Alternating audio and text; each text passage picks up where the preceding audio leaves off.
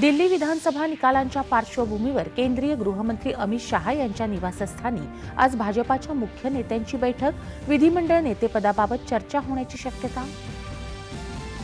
दिल्लीकरांना भाजपाच्या सुशासनाचा अनुभव देत राजधानीत जागतिक दर्जाच्या पायाभूत सुविधा उभारू, पंतप्रधानांची दिल्लीकरांना ग्वाही.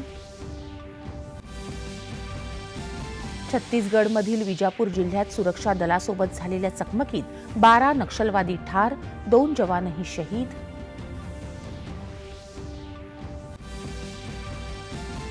पंतप्रधान नरेंद्र मोदी उद्यापासून 3 दिवसांच्या फ्रान्स आणि अमेरिका दौऱ्यावर, दोन्ही देशांच्या प्रमुखांसोबत करणार चर्चा.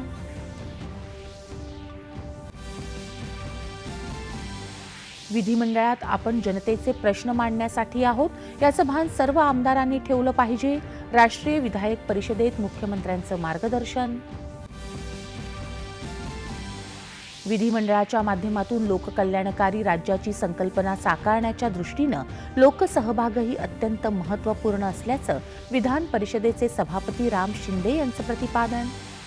उत्तराखंडमध्ये डेहराडून इथं सुरू असलेल्या 38व्या राष्ट्रीय क्रीडा स्पर्धेत 25 सुवर्ण पदकांसह महाराष्ट्राची 113 पदकांची कमाई. भारत आणि इंग्लंड दरम्यान कटक इथं आज दुसरा एकदिवसीय क्रिकेट सामना.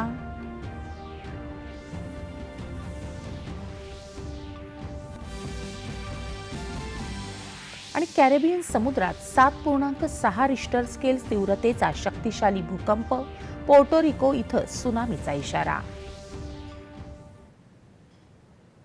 नमस्कार, एकच्या बातमीपत्रात मी सोनल.